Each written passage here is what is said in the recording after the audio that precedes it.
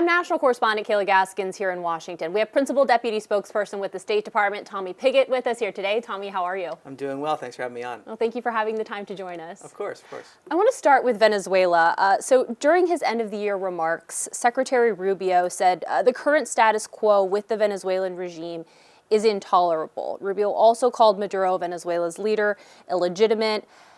How much of the strikes that we're seeing in the Caribbean are regarding combating the drug trade, and how much of it is pressure on the Maduro regime?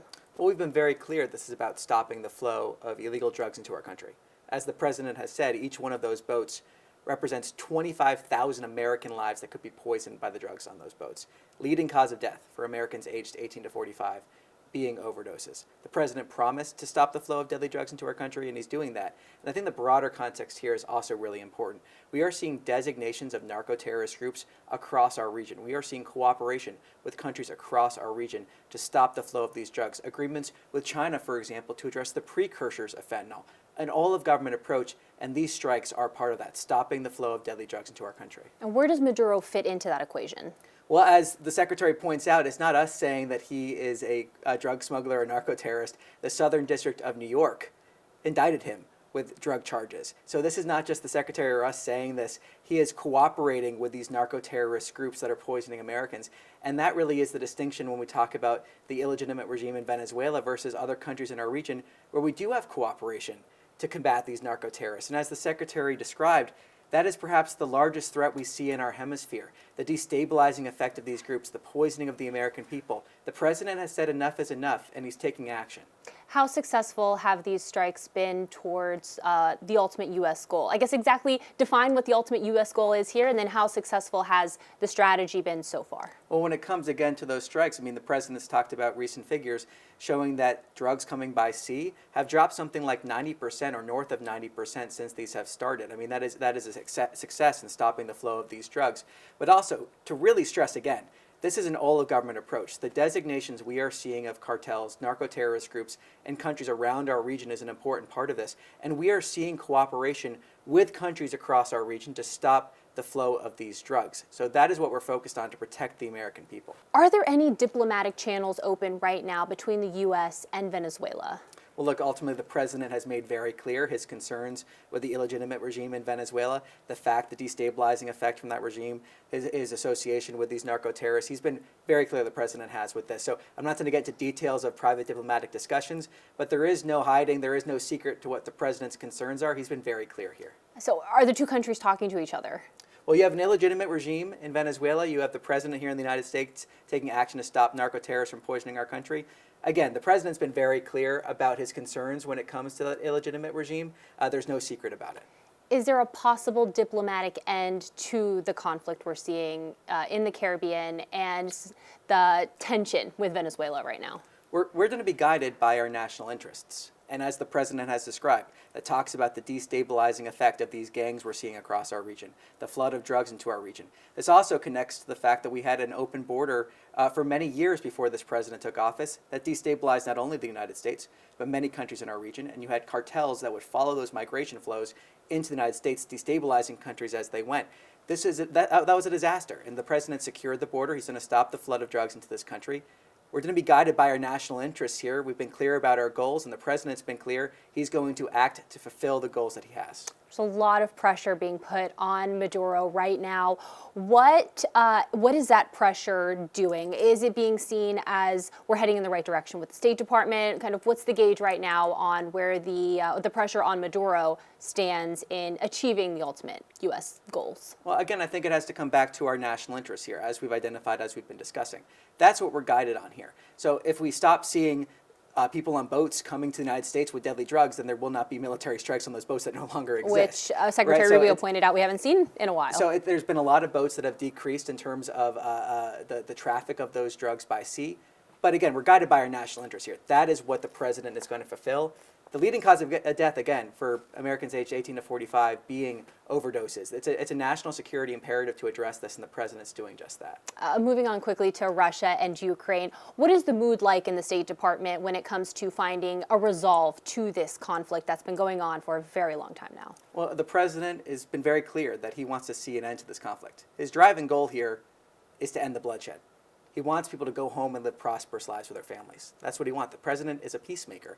It's not it's not a war that started under the president's watch. It started under the previous administration, but he's determined to try to solve it. So we are seeing a serious exchange of ideas, inputs from both sides of this conflict to try to see how can we reach negotiated settlement. As the secretary has made clear, we need to see a negotiated settlement that Russia accepts, that Ukraine accepts to end this conflict. That's the way that it ends. And that requires that serious exchange of ideas to see what that could be. How close are we to that point? Well, I'm not going to predict where we could be, but there have been engagement from the highest levels of government to get this done. There's been engagement from players across the administration and a lot of conversations, both with Ukraine, with Russia, with folks in Europe as well, in terms of trying to figure out what could lead to that negotiated settlement, that durable peace. Again, the driving goal here being ending the bloodshed. That's all the president wants to see: prosperous lives, a durable peace, a prosperous Ukraine where people can live lives with their families and reach their potential. Secretary Rubio said some of the sticking points in these negotiations are some of the toughest to reach an agreement on both Russia's side and Ukraine's side. Help walk me through some of the snags right now that are keeping this conflict from coming to a resolve. Well, we're not going to get into specific details of these negotiations to allow these negotiations to happen. But some of the broad strokes that are being discussed include questions around territory, as the Secretary has discussed, include what sort of security guarantees would look like in a post-conflict Ukraine, that are discussions that are also happening with some of our European colleagues as well. These are some of the issues we're trying to work through. No one is downplaying how complicated this is. A war that has lasted this long, been this devastating, is incredibly complicated to solve. But we're endeavoring, again, to have that serious exchange of ideas, talk to people to see what would they accept, and then hopefully seeing at some point something that both sides would accept to end this conflict that ensures you have the reintegration of the Russian economy, you have the reconstruction of Ukraine, a prosperous Ukraine. That's what we want to see here. The president, again, just being determined to end the bloodshed. Something that I took note of during Secretary Rubio's end-of-year remarks was he said the U.S. is in a unique position to help bring this conflict to a close.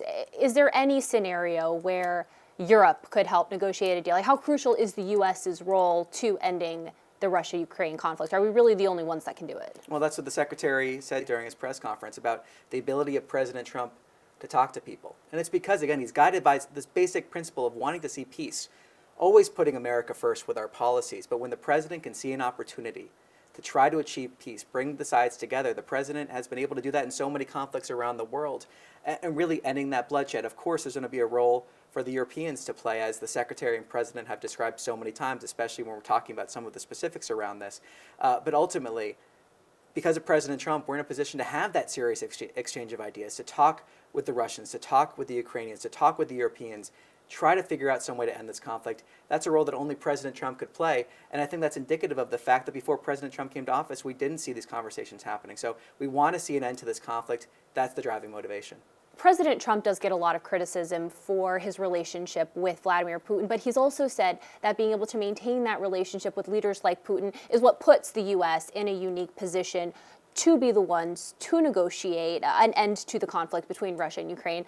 I guess talk about a little bit of the trickiness of navigating those optics and how crucial it is to be able to maintain relationships with some of these problematic world leaders while you're getting highly, highly criticized for those very relationships. Well, this isn't about optics. It's about results. It's about peace. That's what this is about. The president being a peacemaker, always advancing our national interests, that being the guiding light of this president. As he's told us here at the State Department, we have a consistent standard. Does it make America safer, stronger, more prosperous? But when the president can have a meeting to try to achieve something for the American people, or a meeting to get us closer to a peace that can end a war that is killing thousands of people every single week, the president's been clear he's going to have those meetings. We're not going to have meetings for the sake of meetings, but we're going to have meetings that could lead to results for the American people. The secretary having those meetings, the president having those meetings. I think that's what the American people would expect. They would want a president who, if he sees an opportunity to advance our national interests, he'll have that meeting. If he sees an opportunity to get us closer to peace, he'll take that meeting. That's what the president's been clear. If he can advance our national interests by having a meeting, he's going to do it. And I think that's what the American people want and expect.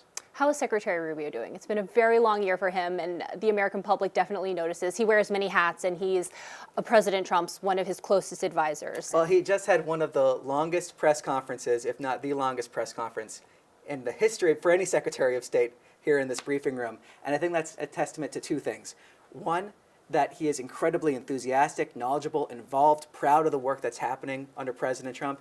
And the second is the fact that he's holding up incredibly well. Yeah. I think the fact that he can go up there and take questions, every single question in the room, all over the world, and he's sitting there taking those questions, answering them in depth. He said, don't worry, I'll get to you. Yes, exactly. Reporters love to hear It that. went all the way around. And I think that just shows, to end this year, the amount that we've accomplished. There's more work to do. So many complicated situations around the world, but America is stronger, safer, and more prosperous because of the leadership of President Trump and Secretary Rubio. What are the State Department's biggest goals heading into 2026? Well, I think we're seeing a lot of that move forward in terms of trying to see if we can move these peace conversations forward. But I think the bigger goal, and again, this goes back to the standard I keep saying, is America going to be safer, stronger, more prosperous? So that is what we're really judging everything by. There's some times where we have to take that day by day as things happen in the world. Other times where we're working long term on securing economic supply chains, working in terms of increasing burden sharing. We've seen NATO allies, for example, step up to 5%, working with our allies to combat these narco-terrorists, make sure our borders secure, end the era of mass migration. We've seen progress on so many of these things, but we're going to keep this work up. We're going to keep on working on this every single day under President Trump and Secretary Rubio's leadership to make us safer, stronger, more prosperous. Tommy Pigott, thank you so much. Thank you. Thank you very much.